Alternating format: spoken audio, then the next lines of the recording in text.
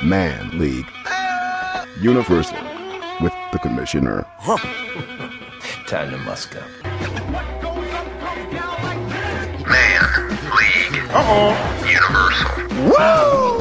It's gonna be awesome and some other musical stuff. Stop what you're doing and listen.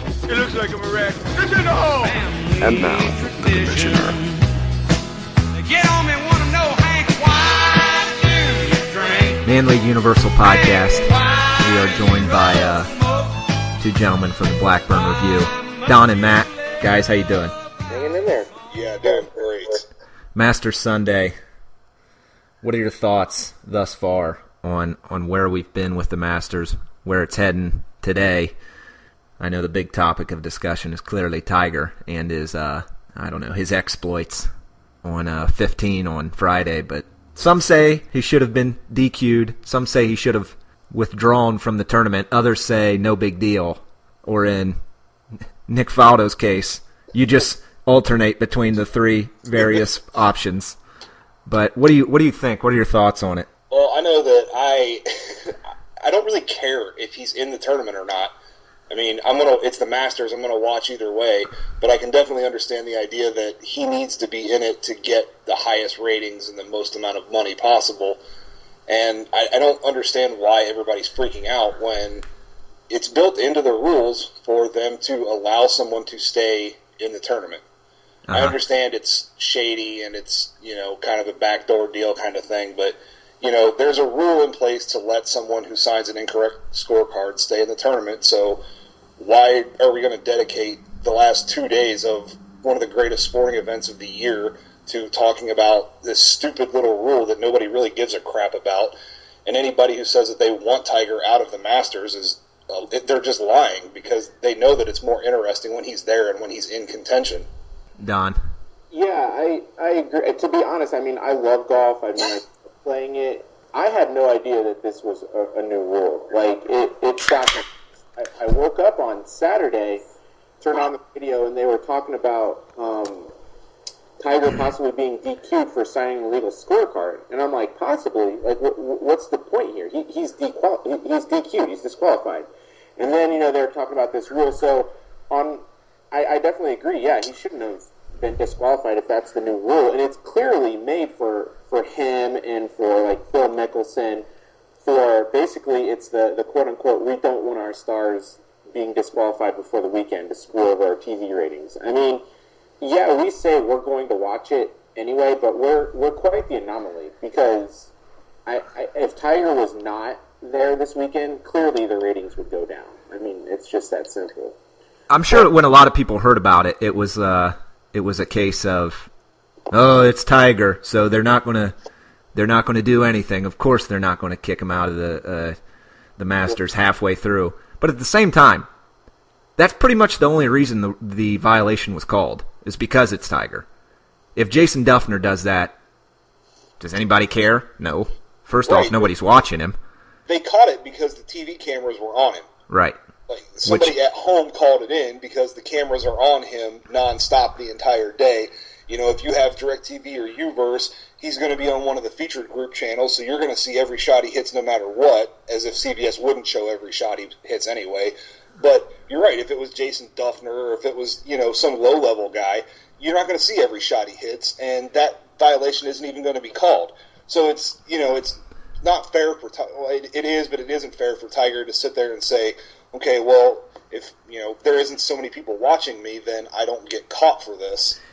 And I know this is clearly a controversy that has just been kind of fabricated out of air. No one gives a shit. Am I the only one that thinks this is deserving of a 30 for 30?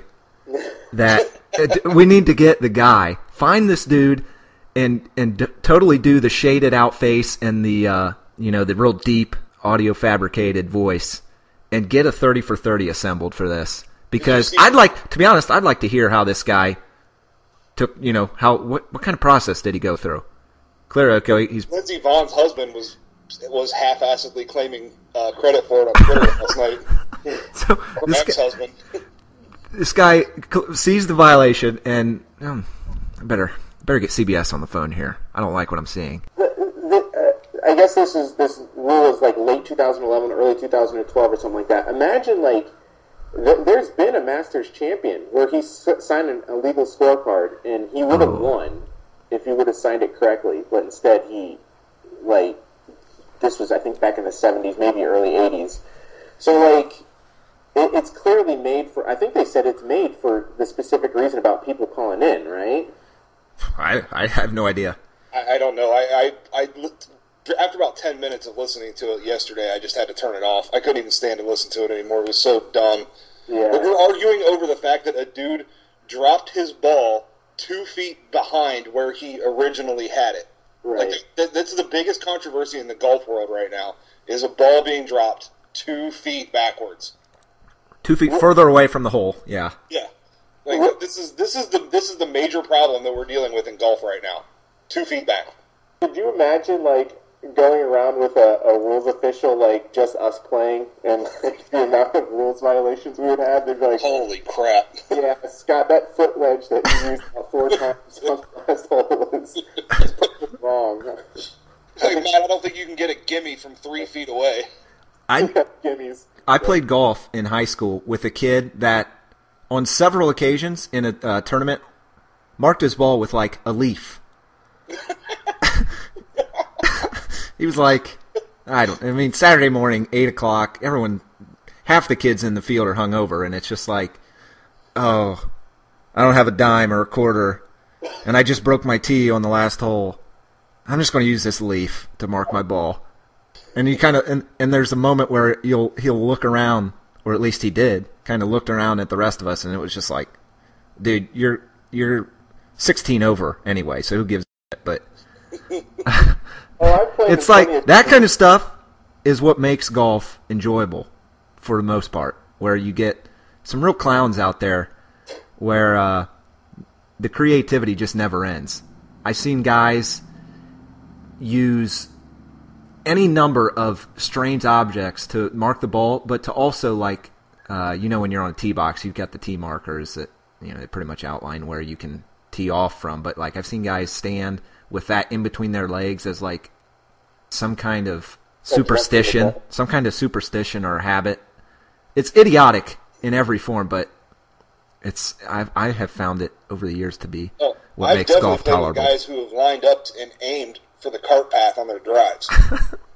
Like, literally have aimed for the cart path because their assumption is that if they can get it to bounce on the cart path a couple times, the added distance that they would get makes up for the fact that they're basically going to be hitting from the next hole over. Also, a kind of slightly enjoyable part of playing high school golf is that prior to the round, you are basically required to announce what kind of ball you're playing. Man, does that get fun. That gets... okay, I've got a pink Max Fly 87, and my ball mark is a crack in the right side by the logo. God, I would hate it if I had to do that, because I'd be going through my bag going, all right, well, I got a top flight from 1979 that I dug out of the mud 2 years ago, and I haven't cleaned off yet. I've got a Titleist with all the lettering worn off of it. Sure, and then you have the guy. I got a Titleist Pro VX. It's like, you must be good. Getting ready to hit off on a par 3 over water. You're like, I'm going to go ahead and switch balls. And got an adventure golf the other day because most likely going in the water. So I don't want. I'm not losing my good guys here. No, I've had the worst in high school golf is not only the cheaters. If you're going to cheat, whatever. I'd be like, all right, you really got a 9.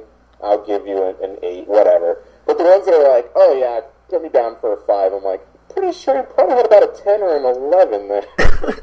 I'll give you an 8, maybe even a 7, but I'm not going to put you down for a 5. Let's at least make it reasonable, dude. Exactly. You're going to come in with a 77, and really you shot 106, but. I mean, I would share my experiences of being on the high school golf team with you guys, but I was good at sports. Ooh. See, I was gonna bring that up. I heard someone was talking about it on the radio, one of the local channels here, about is golf a sport, and it made me think because with my newfound fame with the blog, I've been forced to join the Twitter, and I'm pretty famous on it. And Matt brought up a good point yesterday with Angel Cabrera. Pick him from the janitor closet and be like, hey, you want to go play golf? And he would work everyone and no one would be number one there. If you were bringing a ringer in for like a scramble, nobody would know that Angel Cabrera was a PGA Tour pro because he'd be out there sucking back Coronas and 10 packs of Marlboro Light over the course of 18 holes. 100% chance Angel Cabrera drank 14 Modelo's last night. Like if he showed up to you with your scramble as your ringer, nobody would question a thing until he was out there shooting a 65. No, it'd be the same thing about David Duval. He'd show up with like windburn, with like sunburn from his wraparound shades, raccoon eyes, his mouth, shirt untucked. He'd be like, "Hey guys, what's going on? Smoking heaters." Good thing David Duval got his opinion out there on the various media outlets. He was still alive or not. I was at some point, I know fairly recently in the past year or two, kind of questioning. Well, David Duval, he had that nice U.S. Open. There in the 3 or 4 years ago, but I haven't really heard of him since. But I think he's one of those guys now that's like, all right, I was the best. I lost it. I tried to come back. Not going to happen. I think I'll just live off my millions and millions of dollars in snowboard and my hot wife, which is a good way to go. Right. I'm waiting for the point where you criticize it, but sounds reasonable. He's definitely my favorite. But it goes back to the question. I mean, if people like Angel Cabrera are out there, like, is golf a sport? And okay, I have a theory on this. Well, here's my theory real quick before you go, Matt. I want to say yes because I love golf, and it's clearly hard. It is. But I equate it to bowling. And people say bowling's a sport. If I practice enough golf and bowling, I could get really good. If I go out and shoot basketball, and I could, shoot the three-pointer or shoot real good, I mean, I'm like lights out, I'm not going to make the NBA because I'm 5'9" and white. But if I can, I'm not going to make the PGA, but you could, technically. If you practice every single day, it's one of those things where you could, like, go pro in. You can't really do that in the NFL or, NBA or whatever. That's just my opinion on it. I'll say golf is a sport. I think to qualify as a sport, it has to involve something that it requires a skill, not just, like being a great sprinter is, it's great. It takes tons of training and everything, but there's no skill necessarily involved, like that you can't just learn. You know how to run. It's like cross country and track. Like, you know how to run. So if you want to be a sport, you've got to involve some other kind of skill. Swinging a golf club, swinging a bat, kickboxing. That's not stuff that you just inherently learn as a person. So if you have some kind of innate skill that you have to be good at it, then you're a sport. If you don't, like running cross country or being a sprinter, then that's a competition. Is darts a sport? Yes. It is. Oh man, yes. I don't think it is. I think darts is a sport. I mean, everybody can play darts, but being as good as the pros are, those dudes are insane. I agree. Yes. I agree. But if you could have a beer in one hand and a heater in your mouth in another, and trying to hit up a lady while texting, I don't know if that's necessarily a sport. Well, if that's the case, then golf isn't the sport then, because I could probably do all of those things in golf at the same time. That's what I'm saying. Well, if you make the physique argument in golf, well, it's like, okay, then I just show you a picture of Bartolo Colon, and it's like, if you feed a horse enough steroids, they can probably throw a 90-mile-an-hour fastball, and I can show you a picture of Shawn Rogers. But it's like in golf, it doesn't matter. Like, for some reason, Tiger felt it necessary to get absolutely blown up on HGH, in 2003, 2004. But it's like, what did it do? Well, it pretty much destroyed his game. Golf there is no other sport that requires repetition with that kind of exactness like golf. I would say being a starting pitcher in baseball would. I think golf is right up there as far as form, technique, being able to repeat the motion. Being a pro golfer and being good at it is as hard as anything is. I agree. Yeah, that's true. I just, it's just funny that it just made me think of, that would be hilarious to bring Angel Cabrera to like Sunday League and be like, hey guys, this guy's going to be my partner today. Like, you wouldn't even have to change his name. Like, this is my buddy Angel. He works at the local school, cleans up after hours, just has an orange stand over by the highway on the weekends. I have a question. So, what was the official reason that Tiger was not DQ'd? From what I understand, it's him just playing dumb to the rule and saying, "Oh, I didn't know." So, yeah, basically that freed him from any liability. Well, I guess what happened was afterwards. I guess the minute it happened, someone called in. He played the rest of his round. I guess the Masters reviewed it, brought it to his attention, and he was like, "Oh, I don't know. I don't think I did anything." And they're like, "Well, we reviewed it and you're clear. You could sign your scorecard." And then I guess he went to an interview and was saying that he took it 2 shots back. So he basically screwed himself. Right. He said, "Yeah, I moved the ball 2 yards back." So then they to get my club length right. They reviewed it again, and because, they said, "Oh, we originally told you this, we're going to give you the 2-shot penalty." Now, if that rule wasn't in place, they would have DQ'd him, and then he could have probably had something to be like, "Whoa, you told me I was fine." And that, I guess, is why Nick Faudo originally said, "You need to disqualify yourself," but then he flip-flopped saying, "Oh, well, if they told him he was good, then I think he's fine." So, okay. Yeah, I mean, that's the thing, is the Masters, the officials told him, said, "Okay, you're fine, go ahead, nothing happened, go ahead and sign your scorecard, you're fine." And he says, "Okay, cool, I'll sign it then." So I don't think that you can really, I guess it's tough for me to say, well, he should definitely just withdraw because he listened to what the PGA rules official told him. That's not fair to him. Mm-hmm.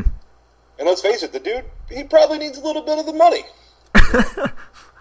Yeah. What did he have to give her? 400-some million? No way. It was $120 million or something. So does that? But he still makes. Million, and then they're $80 million house that she immediately tore down, and then just built a new one on top of it. And so he makes monthly, or not month. Well, I don't know I don't know how alimony works. I mean, I'll find out eventually. But I'm pretty sure he pays alimony and child support. Okay, yeah, $75,000 a month or something. Huh. Interesting. But you know what? If he wasn't married, no one would even care. It'd be like another Derek Jeter. We'd be like, "Way to go, Tiger." Yeah, I mean, there really isn't. I mean, that's the thing, is what he did and what Jeter does on a regular basis are pretty much the same thing, except Tiger was doing it when he was married, which obviously is not a good thing. But I mean, people make him out like he's the worst person that's ever lived, and it's like, okay, there's a lot worse people in sports than Tiger Woods. Tiger was banging Perkins waitresses. Now, granted, I don't think Minka Kelly works at a Perkins, but if she does, she might be. I don't think Charlie's Angels is ever going to make it to air. All right then. Well, that's the Masters talk. Prediction: who's going to win? Everyone gets their prediction. I'm going to go Brandt Snedeker. I'll say Jason Day just because I want him to win. Because I want to see his wife on TV more. Exactly. Everyone wins. If he wins, we all win. Yeah. I took Kuchar. I hate that guy. You don't like him? Oh, I hate Matt Kuchar. Oh man, get out of here. For what reason? I've ever heard somebody say they hate Matt Kuchar. Him and Justin Rose, they've just been around for so long. I'm just go away. No one likes you. Get out of here. Kuchar is what Mickelson claims to be. I hate what, a good guy who doesn't cheat on his wife who's sick? That's no comment. I believe he has a baby from a stripper in Akron, from what I've heard. Who? Phil Mickelson. You never heard that? I've never heard that. Tell me any deplorable things about Phil Mickelson, I'd probably believe him. Oh, he is notoriously one of the... First of all, I've heard him and his wife are swingers, which is maybe I need to get into that. But second, I heard he's just the biggest piece of crap ever. Worst tipper, hits on every woman possible, goes to strip clubs. I heard him and Craig James like to kill hookers together. Well, that's not going to get him. That's not going to get him voted into the Senate. That's for sure. Okay. What else happened this weekend? Saturday morning, woke up. Apparently, Kobe tore his Achilles tendon. So there's that. Who cares? I did hear an interesting point that was made by our good friend Bill Simmons, that there is some amnesty potential for the Lakers to basically cut Kobe. If you'll remember, the NBA instituted the amnesty rule, which basically allows them to dump one contract, I think on an annual basis. Right. I think it's like once every 2 or 3 years. Okay, I don't really know, but that was basically David Stern saying, the GMs and the owners in this league are pathetic, and you're really bad at your job. So we need to create a new rule we need to protect you. Your own shit. We need to protect you from yourself, and basically screw NBA players in the process. But hey, James Dolan, the guy's got to eat too. So can he amnesty his whole team? Dude, the Knicks are on fire. Come on. Doesn't mean that they're not all 45 years old. Amari's out there, can barely make it onto the court, and he's making $20 million a year. Yeah.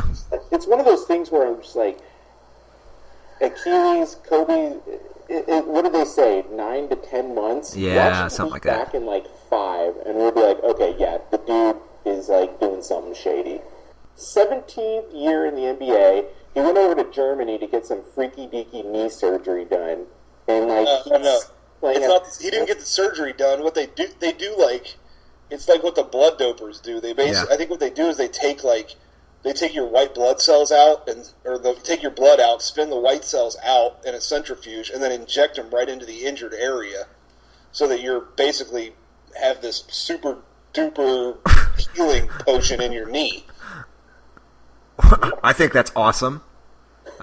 It's not illegal, is it? Well, it might be in the U.S., but you can't. I don't think you can do it I don't think doctors are allowed to do it in the U.S. right now, but I don't think it's actually banned by the leagues because A-Rod admitted to doing the same thing on his hip. I look forward to the time when Kobe really kicks it up a notch and starts like inputting muscle components of other species. He's got like secretariats, like he's got gazelle hip bones now. Yeah. Oh. Wasn't there a South Park episode about that? Where, there should be. Kyle wanted to be taller and black. And where Kyle had Mr. Garrison's balls implanted as his kneecaps. He turned into like a fish or a dolphin or something like that. A loffin. What's it going to come down to, man? It's going to be like freaking science, and it's going to be the island of Dr. Moreau is going to be like the NBA. But hey, it's cool. Matt and I's Heat are well on our way to a second. I swear to God, I'm going to kill you one of these days. Punch you so hard in the face. Beginning of let me rewind here. Beginning of the fall, we had been kind of unofficially hired to do a few podcasts over the course of the Dayton Flyer basketball season.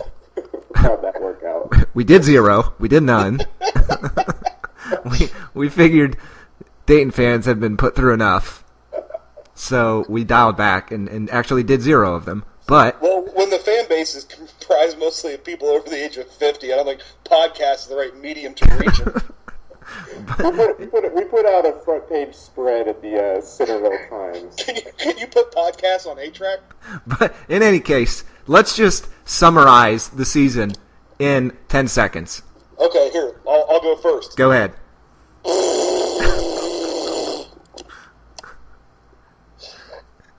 Don, your thoughts. Let's see. 10 seconds. They were bad. I'm looking forward to next year. I'm glad Dillard and Benson are gone. I hope they don't bring back Kavanaugh. That's about it. Okay. Archie, where does he stand right now? I think it's okay. I think it's too early to really put too much judgment on him. He hasn't constructed his own team yet, so I think you got to give him at least next year, probably another year to really pass any kind of substantial judgment on him. I agree. The program was, his first year was miraculous. I mean, that was an incredible job that we were even competitive based on we had, two or three of our best players gone, transfer out, what have you. Program was in shambles. And Brian Gregory moved on to destroy other people's lives. I mean, we see that all the time. And did the sensible thing and hired London Warren. Teams, though, like, remember when Mike Singletary was a really good football coach and Ozzie Guillen was a really good baseball coach? Like, you get those new guys in there and the high energy levels and the changing of routines and stuff. Everybody gets really fired up and plays really good for that first season. No, I definitely agree. I think what you hit the nail on the head, Matt, with giving him time to get his own team in here. I mean, this year you could just tell that he's just like, okay, this year's a wash. I mean, I think a lot of it had to do with a little bad luck too. I mean, you don't go, where were they, like 0-8 with like 2-point games or something? I mean, that's a little bad luck. But he also was just like, okay, screw this. Let's get Dillard out of here. Benson, you're terrible. Let's just go and start over next year. And I think they'll be pretty good next year. We'll see.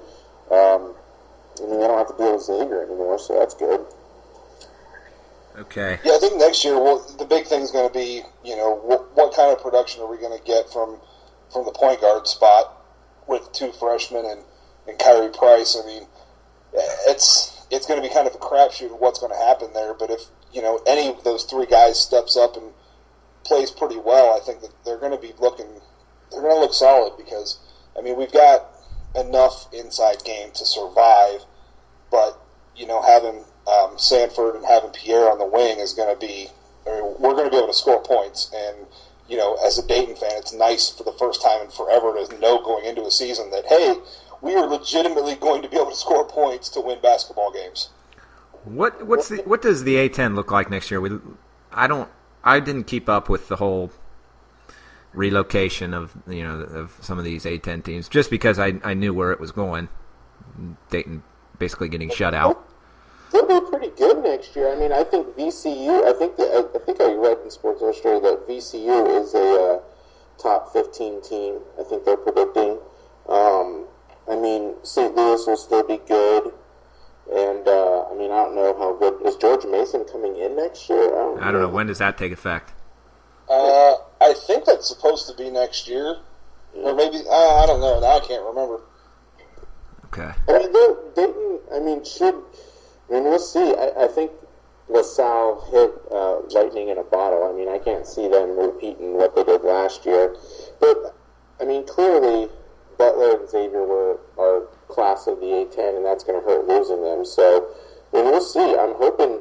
I mean, it's one of those catch-22s. I mean, do you want Dayton to go into this new league and get more competitive teams to come, but also possibly see them turn into DePaul and Providence and be like at the bottom, or do you want them to stay in the A10 and possibly dominate a league where they could be turning into like Butler was in the Horizon? So I don't know. Yeah, I think I've kind of, at first I really wanted them to be in the Big East because, you want to play with the big boys, but, I've kind of flipped to the point where it's now if they have to stay in the A10, as long as the A10 can, stay in its current form, and have several pretty decent programs, I don't think I'd be too upset to see that because I think I'd definitely rather be dominating a mid-major conference than at the bottom of a sort of major conference. Mm-hmm. Two directions that we could take this. One being upcoming movies of the summer, or we can talk about the Reds. I'll let you gentlemen let's decide. Talk about the Reds first because we gotta wait on movies. Yeah. Yesterday, I mean, do we have an injury update? I have no idea. Seen anything so far about Cueto, but I know it definitely didn't look good. It's just, I think last year, they were really good last year, and I think they also, to make it through a season like that is not going to happen again in terms of injuries. I mean, your starting pitchers don't miss a start, no major injuries except for Votto. But this year, holy crap, it's just like one thing after another with them. So it's just kind of like frustrating. I mean, I know last year was an anomaly, but man, it's like the Reds can't catch a freaking break. last year, I'd like to see what the Reds' record was in one-run games, because I think it was pretty outstanding. Yeah, it was the second highest in the league, I think, behind Baltimore. Yeah, Baltimore was definitely up there. And a large reason being that Chapman was the the closer, but that's still I think that's a stat that that's going to get angry at that. Because if you say that it's because of Chapman, then that means that Baltimore was so good in one-run games because of Jim Johnson, and I don't think that you can compare those two guys as far as pitchers go. Right, that's what I was going to say. It's just a year-by-year thing. Like it's the bug one year, and then the next year it's just bad luck. One-run games it's luck. I mean, it really is. You can have guys who are clutch hitters and have a great bullpen and give yourself a better chance to win in one-run games, but on a year-to-year basis, it pretty much is just luck. No, I agree. I mean, we'll see what happens with Cueto. I guess Dusty Baker said it wasn't his arm or shoulders. So. It's his triceps is what everybody's saying, and I just looked it up, and there's no update about what's going on right now. You don't need one of those to pitch. Yeah, who needs triceps? Johnny Cueto's so good, he could pitch left-handed. I know he can, so I have faith. I'm pretty sure he's got an extra arm hidden in those dreads somewhere. He is. I guess over in Thailand or whatever is Manny Ramirez. I don't know if you guys saw that picture on Deadspin or not. Because Manny is my favorite baseball player of all time, I did happen to see that he is over in Thailand hitting bombs as Manny does. Hitting bombs and taking horse tranquilizers to the face. The idea of Manny, of all people, playing in Thailand, of all places, just the possibilities there, it boggles the mind. Like, it would make the Hangover movies, all of them, just look like Little House on the Prairie. Oh, man, is that a segue into movies, Max? I believe it is. You know what I was really upset about Hangover 2? Like most people. And it's just inexcusable how bad that movie was. You want to talk about a layup of a movie. And they completely bombed. I mean, it is definitely one of the worst movies I've ever seen.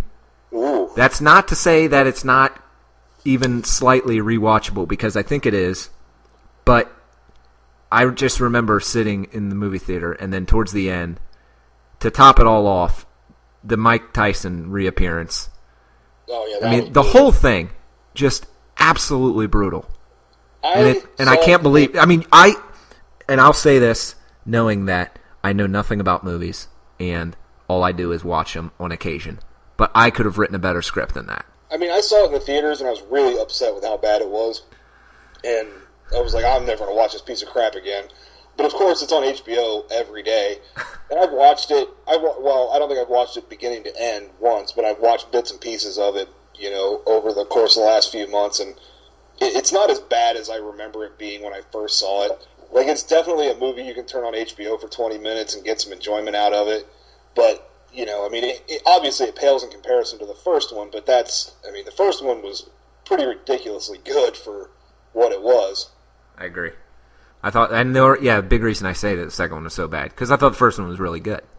But, you know what angle? Here's the angle they should have taken it. They should have taken it that the little brother, Stu's fiance's little brother, he's I believe they displayed him as a pre-med student at some Ivy League school. Yeah, he was the Stanford, 15-year-old pre-med. Concert, I don't know what instrument, but celloist or something. And it should have turned out that he was like some maniac drug dealer who was in deep and basically got the other three in extreme situations unknowingly, which I thought would have. And really, that kid was not a good actor. He was pretty bad in the movie, but. Yeah. If you can get the whole Alan jealousy, Alan did it to him again because he was jealous thing was just terrible. Well, it's like the 3/4 of the movie, it was, Alan, did you drug us again? No, it wasn't me. Okay, so you, as an audience member, you get that early keynote that's like, okay, something else happened here. And then, just towards the end, they kind of ran out of screen time, so it was just like, Yeah, I did it again. I drugged the marshmallows. Okay. That made sense. And I love that he drugged the marshmallows. Like, he put pills in the marshmallows, and then they chewed the marshmallows up but didn't notice the pills in it. Now we're picking apart a Todd Phillips movie. So that's true, but Jesus God, like, come on. All I know is that, I mean, of course we'll all see the third one. I mean, it's just one of those things where it's like, you gotta stick with it, kind of like Entourage. You're like, this is so bad. Oh God, stick with it. I gotta see how. And at first I was kind of like that with The Office too, but then I'm just like, I can't do it anymore. No, see, I've stuck with The Office. I've stuck with How I Met Your Mother. I saw the third Matrix movie in the theaters. Jeez. I'll probably go see the Entourage movie. Holy cow. I can't help myself. So that is getting made. That movie's getting made. They're making that movie. Oh yeah, they're official? absolutely making that movie. God. No, Matt. All I know is that Matt is doing this podcast from standing in line for Fast and the Furious 6. By the way, which I will see. No, I can't stand in line for Fast and Furious 6 until I get out of the line for Pain and Gain. You know what? I mean, I love what that Fast and Furious has turned into. And I don't know if you guys have seen the preview for, I don't know which one it is, Fast and Furious 8 or something. Fast and Furious 7? 6. 6, okay. 6. Sorry. Anyway, apparently at some point, Dom, the main character, Oscar winner, Vin Diesel. Don't check those credentials. At some point, he drives a Corvette out of the front of a moving 747, from what I can tell. And hang on. The thing is, it's just, I feel like they've finally become aware of what the series is a ridiculously stupid money grab for the Mexican demographic that really turns into like a comedy of the year candidate, because I love watching them now. I mean, the acting is so putrid, but there's a slight air of, yeah, we know this is terrible, so we're just going to take it completely over the top. See, I feel like in Fast, in 4, in the fourth one, when they were in Brazil or whatever, they tried to make it like a serious movie without, too much awful crap, and then it still was awful crap. So then with Fast 5, they kind of figured out, like, hey, if we're kind of in on the joke a little bit, like, maybe this movie will be better. And Fast 5 wasn't really a bad movie at all. It was actually, a halfway entertaining movie. But the new one just looks, oh my God, the new one just looks so ridiculous. It's one of those things where, do they call up? They're like, hey, Paul Walker, what's going on? Hey, you want to do... Are you available? Yeah, I think Paul's got time. They can't even finish the sentence. He's like, yeah, I'm there. And he's like, hey, we're going to give Ben a call. No, he's right next to me. We've been waiting for you to call. We've been hanging out just waiting for you guys to call us. It's like, okay. The first two movies of that series are two of the most hilarious movies that have ever been made. Especially the first one. The first one is probably one of my 5 favorite comedies of all time. It's so hilarious how bad it is. It's just one of those things where I'm currently looking through, I got an EW that's going through movies, and I'm just like, oh my God, that movie's coming out? Like, it's movies like these franchise movies that keep making millions and millions of dollars, and I'm just like, oh my God, we got into the wrong business. Because I'm reading this right now. Guess what is coming out this summer? Grown Ups 2. Oh, yeah. Oh, this is well documented. Grown Ups 2. Do you know who's in Grown Ups 2? The list of actors in that movie. Yeah. The actors in that Grown Ups 2. By the way, Paulina Gretzky, excuse me. She's in it. Well, I'll see it then. Taylor Lautner. Oh God. Hang on. I think Arnold Schwarzenegger's son. I'm telling you, the list is endless. The one with the maid? Shaquille O'Neal is in the movie. Nice. It is I mean, it's Sandler has really escalated the conflict, is what he's done. I mean, The Expendables has gotten 2 movies. The Expendables. It'll get a third. It's old, it's 60-year-old dudes running around shooting and blowing things up, and people line up in droves to see these movies. Well, apparently there is a Red 2 coming out. I didn't realize there was a Red 1, so that's... I'm not gonna lie, I've seen that movie. It's stupid, but it's entertaining in that Fast and the Furious kind of way. Okay. Oh, God. And then all these indie movies. That Joseph Gordon-Levitt's so hot right now. Oh, God. Joseph Gordon-Levitt and me. We're going to go on magical beach walks. Talk about Third Rock from the Sun, how awesome it was. Oh, man. We'll talk about how much I loved him. There one movie this summer coming out. Well, I'm hoping to fit into my schedule all 6 Tyler Perry movies coming out this summer. By the way, how great is it that Tyler Perry puts Tyler Perry Presents in front of every movie he makes now? I mean, he's got one in theaters right now. Like, I mean, this is not news to me. I've seen it twice. I've seen it twice, once by myself. Oh, man, it's revolutionary. Yeah, Big Mama. I think, didn't South Park do an episode on Tyler Perry? I don't even remember now. See, we're joking about him right now, but he's laughing in his $1 billion house, probably. Filled with manservants and thongs and nipple flips. Exactly. Him and Adam Sandler. They played the system to a T. Him yet. Do you know why they keep pumping out these movies? Is because they don't need anyone's permission to do so. Adam Sandler he fronts the money for his own movies and then makes a shit ton. Tyler Perry does the same thing, and they cover their respective demographics, and everybody loses. I mean, if you've got Oprah on your side, that's all you need. Oh, jeez. One movie that it looks kind of funny, but I bet will be stupid, that This Is the End movie with like Seth Rogen, James Franco, Jonah Hill all playing themselves.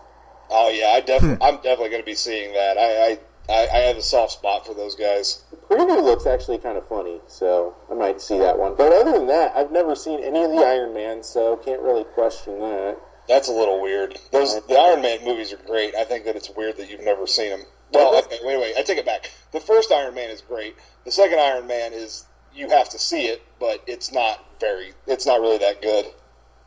All I know is that he's excited for the Lone Ranger because he has a crush on Johnny Depp. So I can't decide if that movie looks horrible or if it looks great, because you see the preview and they don't really show you that much, but I'm going to end up seeing it because it just, whatever, Johnny Depp, big summer movie, I'll end up seeing it. But they need to market it better because I have no idea if I actually want to see it or not. I just think I will. I mean, are there any legitimately good movies coming out this summer? The new Star Trek. No, Jesus. I swear to God, you and your Great Gatsby, I'm going to punch you. it looks awesome, man. It's Baz Luhrmann. It won't be awesome.